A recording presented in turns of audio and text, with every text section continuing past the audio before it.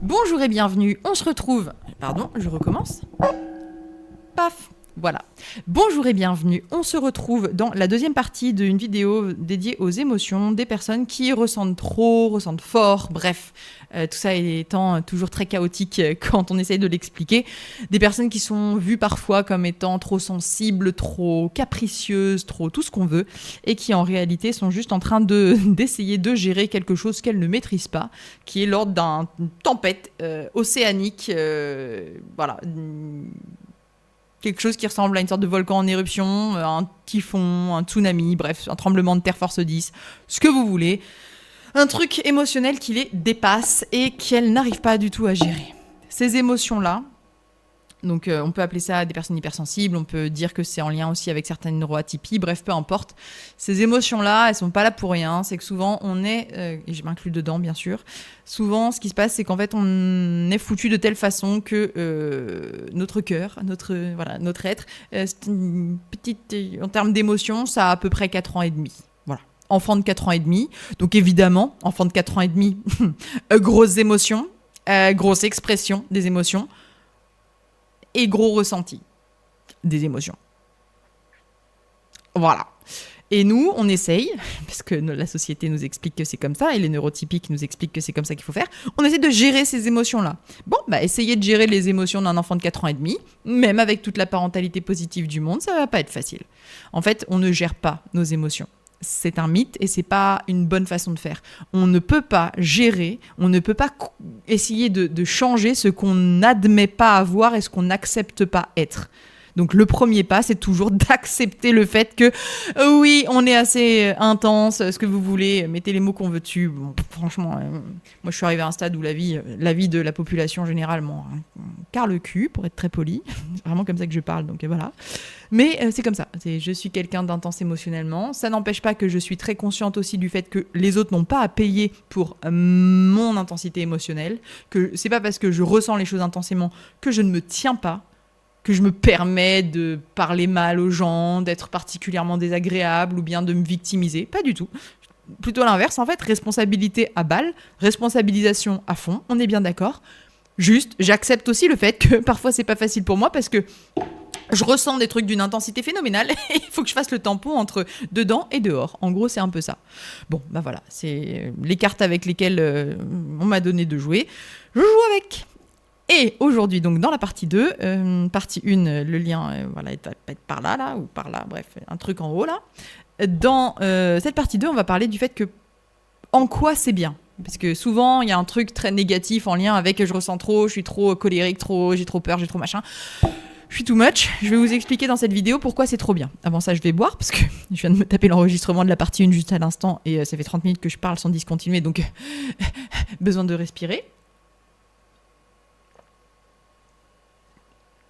Et comme ce sont des vidéos destinées à des personnes qui ont un profil un peu similaire au mien, c'est-à-dire des personnalités un peu intenses, des cerveaux un peu 4x4 qui peuvent vraiment suivre un rythme un petit peu effréné de vidéos qu'on n'a pas besoin de mettre en x2 parce qu'elles sont volontairement conçues pour être intenses. Voilà, du coup, plus de satif. Bref, donc, ces émotions-là. Le truc est trop cool. Quand on a la tête un cerveau super puissant, capable d'assimiler énormément d'informations, d'aller sur plein de concepts différents, ultra curieux, etc., etc. Et en même temps, le cœur d'un enfant de 4 ans et demi, et les émotions qui vont avec, de 4 ans et demi donc, c'est qu'en fait, l'intérêt là-dedans, c'est que on ressent tout de façon beaucoup plus importante. Donc, on a, de fait, une sorte de vision du monde qui est teintée un peu différemment des gens normaux. On perçoit plus finement les choses. On est plus alerte, plus conscient. C'est comme si on avait des sens que les autres n'ont pas. Comme si nos sens étaient exacerbés. Comme si on avait des capteurs qui n'existent pas chez les autres personnes.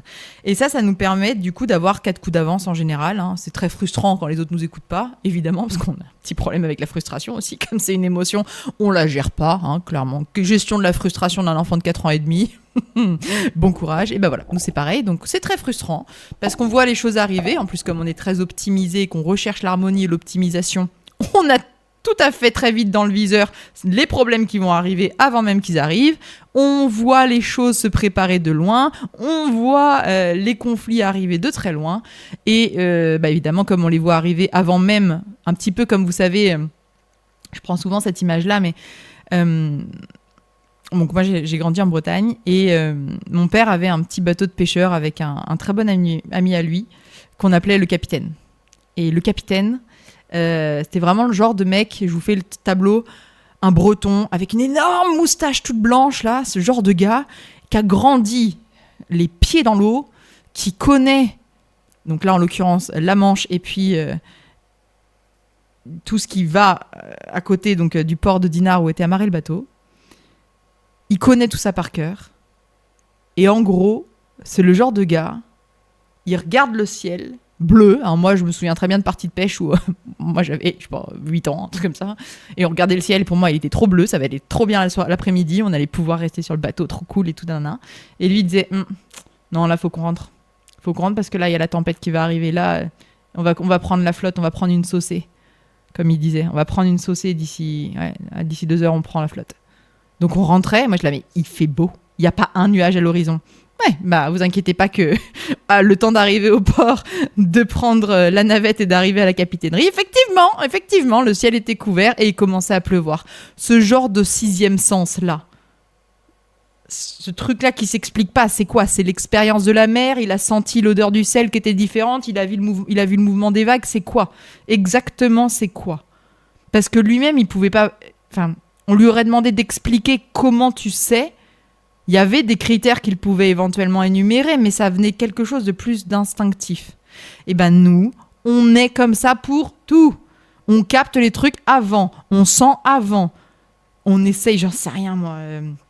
de trouver un appartement, on sait avant de le visiter si oui ou non ça va le faire, si ça va donner, soit s'il va nous plaire ou pas, soit si notre dossier va être accepté.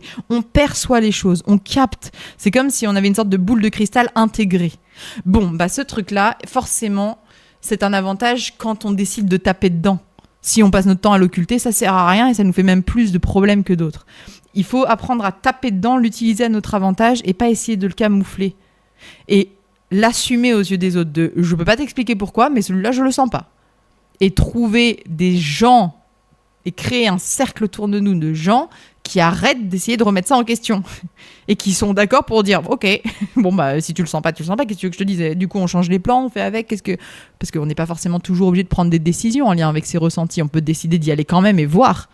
C'est ça aussi, trouver toujours la balance. Mais en tout cas, ce qui est sûr, c'est que nos émotions sont particulièrement intenses parce qu'elles sont en lien avec des ressentis particulièrement fins. Et que quand on ressent ces choses fines, on a des émotions et des perceptions qui sont encore nivelées, qui sont un niveau d'intensité émotionnelle des gens normaux, on va dire ça comme ça. Quand il y a un vrai truc qui arrive, qui est visible par tout le monde, nous, là, on le prend de plein fouet dans le cœur, parce que c'est ça, on a le cœur ouvert, c'est comme si on n'avait pas de cage thoracique, nous, on est grandi avec ouais, c'est avec le cœur ouvert, on le prend de plein fouet, on prend l'autobus en plein dans la gueule, et émotionnellement, ce qui va donner des petits ressentis pour les autres, nous, ça va venir taper dans quelque chose qui est très intense émotionnellement. Donc nos critères et réactions émotionnelles ne sont pas au même niveau que les autres. On ressent des petites émotions avec nos hyper-perceptions hyper fines quand les autres gens ressentent rien. Là, on a une idée de ce que ressentent les autres quand il arrive un truc qui nous fout par terre tellement c'est émotionnellement fort. Ou bien nous retourne le bide tellement l'anxiété est forte. Ou bien nous met dans un état quasiment de panique tellement le conflit est important. Ce qu'il faut avoir en tête, c'est que notre amplitude émotionnelle, là, elle fait qu'on passe de ressentis très très forts, donc très très haut, de super joie machin, à des peurs très très grandes, presque de la panique, à des colères extrême. En général, la colère, c'est vraiment le sentiment qui nous fout le plus par terre parce que ça prend des proportions phénoménales et de la tristesse qui est abyssale aussi. La majorité des gens ont, on va dire, un ressenti, leurs émotions varient entre ces deux fourchettes-là. Donc on est sur une sorte d'oscilloscope comme ça où elles ont des hauts, des bas comme ça. Nous, notre intensité émotionnelle au quotidien, elle est beaucoup plus comme ça. Ce qui fait que quand il se passe un petit truc dans la vie, qu'il fout genre quelque chose qui serait de l'ordre de, je sais pas, Mettons, un conflit par exemple, c'est peut-être pas un bon exemple parfaitement, mais mettons quelque chose qui foutrait les gens par terre. Et ben voilà, la mort de quelqu'un, apprendre la mort de quelqu'un. Les gens qui, dans leur vie normale, sont habitués à vivre sur ce petit spectre-là, le jour où il y a la mort de quelqu'un, d'un coup, paf, ça va taper très très en haut. Enfin, très très en bas, du coup, parce que c'est plutôt des mauvaises nouvelles. Donc eux, il y a ce gap-là énorme, donc ils ont l'impression que leur vie s'effondre et que ça va être horrible. Nous, on est déjà sur des intensités comme ça au quotidien. Donc quand il y a le deuil de quelqu'un, ça vient taper dans quelque chose qu'on maîtrise. Donc l'émotion est forte, mais en fait, presque j'ai envie de dire comme un jeudi. Enfin, concrètement, c'est ça. Ça veut pas dire qu'on ressent pas. Ça veut dire qu'il y a tellement d'autres trucs qui nous font nous sentir comme ça que du coup, ça vient dans une sorte de nous faire mettre une pièce dans la machine et nous faire repartir dans une sorte de montagne russe qu'on prend 40 fois par jour. Donc, on n'est pas foutu par terre parce qu'il fout les autres par terre. On est en fait increvable. On est tellement... Alors, fatigué, très fatigué, mais increvable.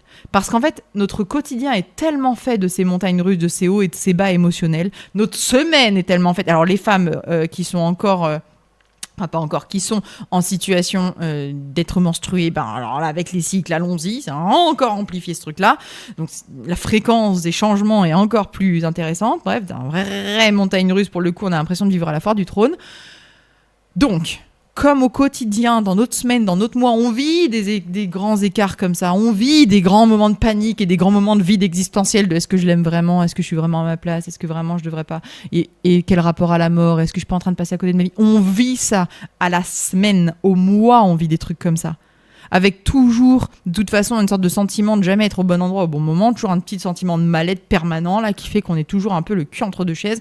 Bref, ça c'est notre quotidien. Donc forcément que quand il se passe un drame, quand il se passe quelque chose, oui, c'est sûr, c'est très compliqué, sauf qu'en fait, comme un jeudi quoi. Oui, enfin, ok, mais émotionnellement, même si intellectuellement on comprend, et d'ailleurs, intellectuellement, souvent, on est très résilient face à la mort, on n'a pas de problème on n'a pas de problème avec le concept. Surtout quand ça nous est déjà arrivé 1 ou 2 fois de perdre quelqu'un. Il n'y a plus de problème avec ça. Émotionnellement, en fait, oui, c'est très difficile et très douloureux, mais encore une fois, dans notre marge de manœuvre. C'est comme si on avait d'emblée débunké les niveaux de souffrance accessibles à un humain. Nous, on vit avec, on a décidé de vivre la vie en mode extrême. Voilà, jeu vidéo, la vie, difficulté, extrême, expert, mode expert avec tous les handicaps possibles. On va mettre tout ça, mettre les potards là, à fond. Voilà, nous on a décidé qu'on allait vivre le spectre émotionnel en mode extrême. Donc forcément que ça nous rend beaucoup plus increvables, beaucoup plus résistants, beaucoup plus résilients. Et ça, attention, parce que ça n'est pas qu'une bonne chose. Ça veut dire quoi si on est particulièrement increvable, résistant et résilient ? Ça veut dire que notre capacité à nous remettre d'une émotion, c'est-à-dire de passer le creux de la vague et revenir à un état relativement normal, même si c'est juste en attendant la prochaine, mais enfin voilà, notre capacité, si vous voulez, à reprendre de l'air, à se remettre quand on vient de se faire tabasser par un rouleau, quand on vient de passer sous une vague, là, on reprend de l'air et on est reparti, comme en 40, il n'y a pas de problème, on y retourne. Et ce truc-là, ça nous rend particulièrement fragile, entre guillemets, pas fragile dans le terme de faible, dans le terme de susceptible de, rester dans des situations qui sont néfastes pour nous. Des situations qui sont toxiques en réalité. Que ce soit des relations de travail, des relations amicales, des relations familiales, des relations de couple. En fait, comme on est particulièrement habitué en tant que petit guerrier émotionnel qui ressent plein de trucs super forts tout le temps, un peu plus super fort ou un peu moins super fort, de toute façon, on est habitué à s'en remettre. On est foutu comme ça. Donc attention, parce que comme on est habitué, là où normalement les autres sont par terre et ne peuvent pas se relever, n'ont pas la capacité physique d'encaisser plus, leur instinct de survie envoie des gros signaux et ils se barrent dans l'autre sens. Quand ils peuvent, bien sûr, des fois il y a des situations d'emprise qui font qu'ils peuvent pas, mais globalement les autres, quand on leur a foutu émotionnellement des difficultés, des grosses tartes dans la gueule, on va dire ça comme ça, ils sont par terre, ils peuvent pas se relever. Nous, on est déjà debout. Et puis on est déjà passé à... On n'a pas oublié, parce qu'on n'est pas débiles, mais on est déjà passé émotionnellement, on est prêt à en prendre une deuxième. Vague. Pas tarte dans la gueule, même si... parfois si quand même. Et en fait le truc il est là. C'est que comme on est très résilient, et qu'on est encore une fois habitué à gérer des émotions au quotidien qui sont très très fortes, bah, on pourrait rester très longtemps dans des situations qui ne sont plus faites pour nous parce qu'en fait, vraiment littéralement, ça va nous demander de prendre beaucoup plus cher pour être par terre et plus pouvoir se relever. Ça va prendre des années. Ce qui nous sauvera, c'est probablement notre état de fatigue. C'est probablement le corps qui va lâcher avant le mental, le cerveau. Avant même le cœur et les émotions. Parce qu'on sera tenu dans des situations toxiques avec deux choses qui sont à la fois très belles et dans ces situations-là tragiques. C'est 4 ans et demi à l'intérieur, donc 4 ans et demi, qu'est-ce que ça veut ? C'est même quand ses copains ils veulent plus jouer avec lui, qu'est-ce qu'il veut faire ? Ou même quand ses copains ils lui font du mal, qu'est-ce qu'il veut faire l'enfant de 4 ans et demi ? Continuer à jouer avec, faire en sorte qu'ils aillent mieux, réparer, donner de l'amour, donner de l'attention, continuer à être dans quelque chose de viens on joue ensemble, viens on continue à faire le truc, viens on n'arrête pas la relation, viens on continue, on essaye, viens j'essaye d'améliorer les choses. Putain, ça m'émeut trop quand je dis ça, je sais pas pourquoi. Enfin si, je sais pourquoi, parce que ça m'est arrivé évidemment plein de fois dans ma vie. Mais c'est vraiment ça, c'est ce truc de je lâcherai pas parce que je te lâcherai pas toi. Je lâcherai pas notre amitié, je lâcherai pas notre relation, je lâcherai pas. Et puis bon, on a la loyauté évidemment très très haut dans nos valeurs. Donc des Saint-Bernard, hein, vraiment, on lâche pas. Quand on tire la main de quelqu'un, on la lâche pas. Donc on a ce truc-là, qui est très beau, qui fait qu'on est pur souvent. Dans le sens bon, dans le sens généreux, dans le sens... pur, je pense que c'est le mot. En termes d'investissement, on est vraiment là. Et, amour, pleine balle, pas de limite, et voilà. Et en même temps de ce truc-là, on a toujours notre super cerveau, là, Ultra 4x4, qui va un peu dans tous les sens, qui est capable de tout gérer, et qui est surtout dans toujours une envie d'optimisation, d'harmonie et de compréhension de son environnement. Tout ce qui capte là, tous les sens, tous les capteurs, toutes les informations, il veut les mettre en lien et faire des connexions et comprendre. Ce qui fait que la personne, la relation, le machin, on va essayer tout de suite de comprendre pourquoi l'autre fait les choses. On va essayer tout de suite de comprendre d'où ça vient son comportement et comment est-ce que notre comportement réagit au sien et comment est-ce que la dynamique entre les deux a fait que, bref, on est en train de se thérapeuter nous-mêmes. On est en train de faire le travail d'un psy systémique ou bien un thérapeute de couple qui regarde les dynamiques de tout ça, qui analyse, ou bien un sociologue qui vient venir analyser exactement qui fait quoi et pourquoi ça vient d'où ce comportement et comment est-ce qu'il en est arrivé là et pourquoi est-ce que quand lui dit ça, moi je réagis comme ça. Ah mais non, si moi je réagis comme ça, c'est parce que moi j'ai été formatée pour être comme ça. Donc ça veut dire que moi j'ai une croyance limitante. Et donc ça veut dire que moi je peux changer un truc. Et si moi je réussis à changer, peut-être que du coup on va réussir à changer la dynamique. Et donc et ce qui est pas faux, hein, c'est si je réussis à pivoter, bah du coup l'autre il va pouvoir s'adapter et on va réussir à retrouver, là on retourne sur le cœur, retrouver ce lien et recommencer à jouer ensemble et que ça se passe bien. À pouvoir recommencer ce truc-là et c'est trop cool. Bah, et sauf que ça c'est compliqué quand même. Parce que quand en face, on a des gens qui sont pas dans ces dynamiques-là, qui n'ont pas envie de prendre soin, qui n'ont plus envie de jouer, qui n'ont plus envie de nous faire du bien, qui n'ont plus envie de nous faire passer en premier parce qu'on est en couple et qu'on devrait être leur priorité, etc., etc., et ben nous, on se retrouve dans des situations d'amitié, de relations de couple, de relations professionnelles, peu importe quoi, où pour maintenir le lien, parce qu'on a 4 ans et demi émotionnellement et qu'il n'y a pas moyen qu'on leur lâche la main, pour maintenir le lien, on va se plier en 4, alors ça nous fait progresser énormément, hein. Moi j'ai toujours, à chaque fois que je fais une séance et qu'on parle de relations, c'est ah non mais je suis dans une relation qui me fait beaucoup progresser, je travaille beaucoup sur moi. Oui, bah ok les gars, super, on est content, au moins t'as progressé, c'était pas tout perdu, super. Oui, mais en fait toutes les relations nous font progresser tout le temps parce qu'on passe notre temps à essayer de voir comment l'optimiser. Et en général, comme on est très responsable de notre vie, on s'optimise soi, on n'attend pas que l'autre change. Ceux qui attendent que l'autre change, c'est une petite illusion, c'est que l'enfant de 4 ans et demi est en train de prendre le dessus sur le super cerveau, c'est qu'il y a un petit problème de discernement, il y a un envahissement de l'idéal de notre petite version romantico-idéaliste qui vient là-dedans, là, s'immiscer dans notre discernement. Donc, on se retrouve à rester dans des situations plus longtemps que prévu parce que on va tout essayer pour que ça change. On va aller chercher toutes les solutions possibles et imaginables pour que ça change. On va se remettre en question 4 fois, faire 3 fois le tour de nous-mêmes, aller regarder telle thérapie, telle optique, etc. On va tout essayer pour faire en sorte que le lien perdure, qu'on n'abandonne pas la relation. On va tout essayer. Et comme on comprend et qu'on est dans notre responsabilité, ça peut durer longtemps.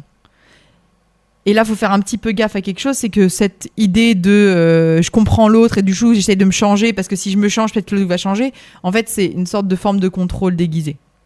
C'est qu'on essaie de contrôler la situation comme on peut, avec les armes qu'on peut, pour essayer de lui donner le sens qu'on veut. On essaie de contrôler l'issue de la relation, on essaie de contrôler les choses parce que ça nous donne un petit sentiment de sécurité. Le problème, c'est qu'en faisant ça, en général, on tombe dans quelque chose qui est de l'ordre du petit tyran, où on commence à vouloir que l'autre réagisse comme si en faisant comme ça, et on commence à avoir plein de solutions, mais à vouloir les imposer à l'autre, parce que l'autre en face, parfois, il a même pas du tout envie de changer quoi que ce soit. Et on commence à devenir quelque chose on vire un peu vinaigre. Hein. C'est toxique on devient toxique pour nous-mêmes et pour l'autre. Parfois l'autre l'était avant aussi, il n'y a pas de problème, mais en tout cas ce qui est sûr c'est qu'on ne devient pas les meilleures versions de nous-mêmes, ça c'est sûr, et je dis même pas ça en termes de jugement de valeur, je dis juste qui prend soin de soi. On ne devient pas les personnes les plus bienveillantes envers nous-mêmes à ces moments-là, tout simplement parce qu'on s'abandonne. On abandonne, pour essayer de garder le lien, on s'oublie soi. On se déconnecte de plus en plus de qui on est et de nos aspirations, ce qui est bon pour nous, ce qui nous fait du bien, en se disant non mais c'est pas grave, j'ai choisi cette personne et du coup je vais essayer de garder ce lien avec elle coûte que coûte. Ce truc-là, en plus comme on a tout à fait confiance, alors ça c'est un grand paradoxe aussi, hein, c'est qu'on a une estime de soi souvent un petit peu dans les chaussettes, pas tout le temps, mais quand même, souvent je remarque ce truc-là, on a une estime de soi un peu basse parce qu'on a essayé de croire qu'on était des carrés alors qu'on était des ronds, donc forcément on a l'impression qu'on n'est pas adapté, pas assez bien, pas assez tac. Voilà. Forcément, on a essayé de rentrer dans une forme qui n'était pas faite pour nous, donc un moule qui n'était pas fait pour soi. Forcément, voilà, ça ne marche pas. Donc.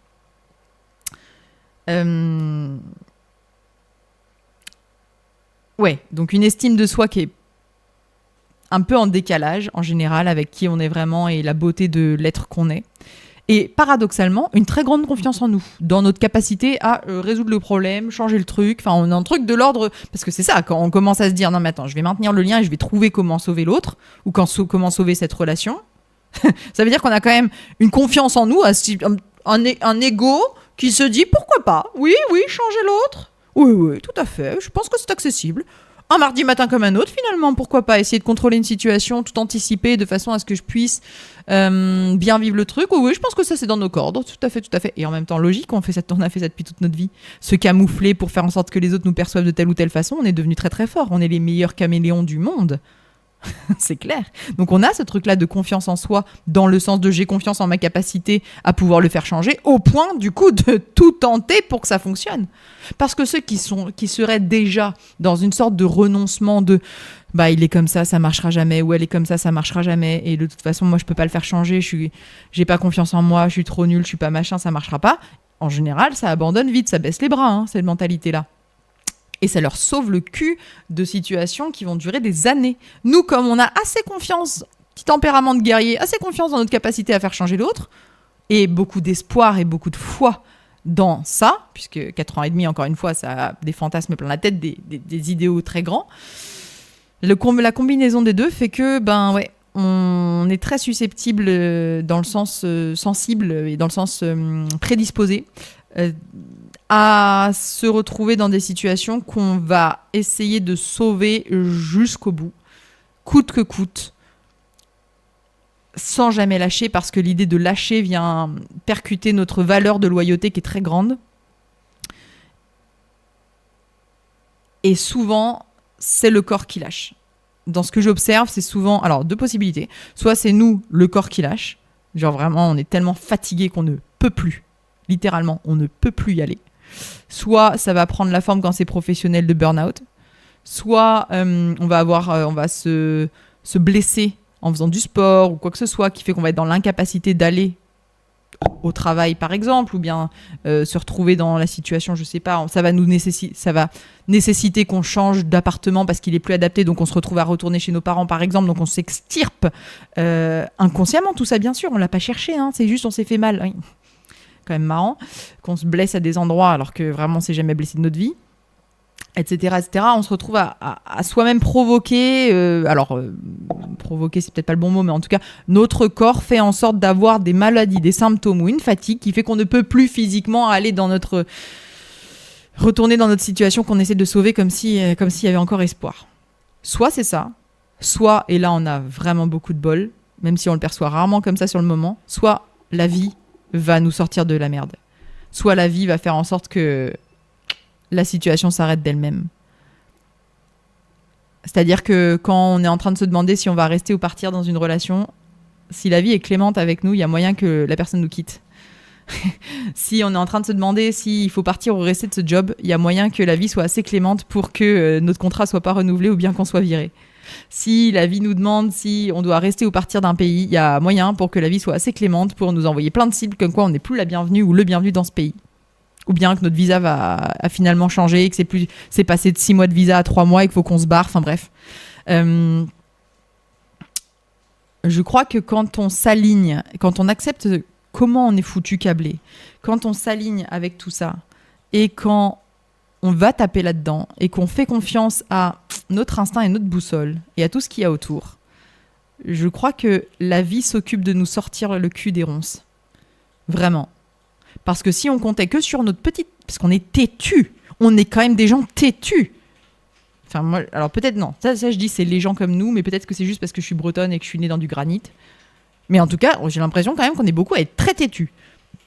Quand on a une idée en tête, on l'a pas ailleurs et on y va, quoi. Donc quand on a décidé qu'on allait être en couple ou bien qu'on allait avoir ce travail ou bien que ça allait fonctionner cette amitié, on y va.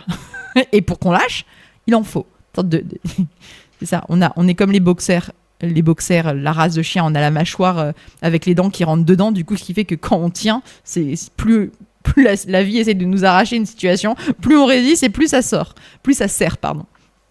Donc on a ce truc-là. Mais ouais, je crois qu'il faut qu'on fasse un peu attention avec cette idée de capacité émotionnelle, c'est qu'on est fait pour ressentir plus, notre vase est plus grand, on est capable d'accumuler beaucoup plus de choses avant de craquer.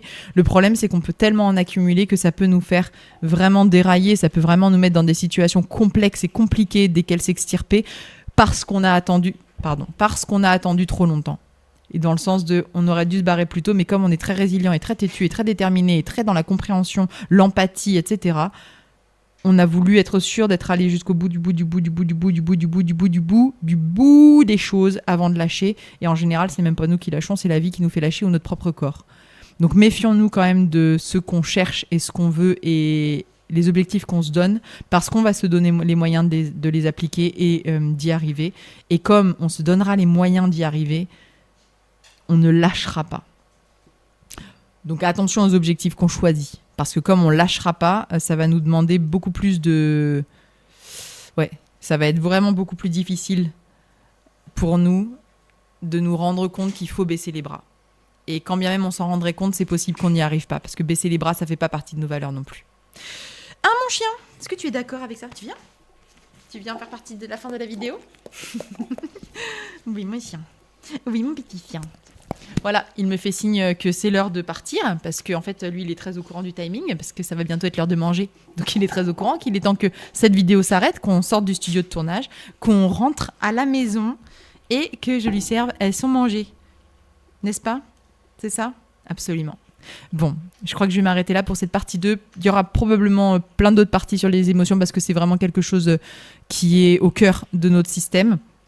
Mais je pense que là, avec ces deux notions-là, déjà, on a ratissé un peu large. Je vous dis donc à très bientôt. D'ici là, faites-vous confiance, foutez-vous la paix. Et bien sûr, si vous voulez qu'on discute de votre situation en privé, les consultations, les séances sont là pour ça. Je vous dis à très bientôt. Et encore une fois, si c'est la première fois que vous entendez tout ça, bienvenue chez vous. Vous êtes probablement arrivé au bon endroit. À très bientôt. Ciao.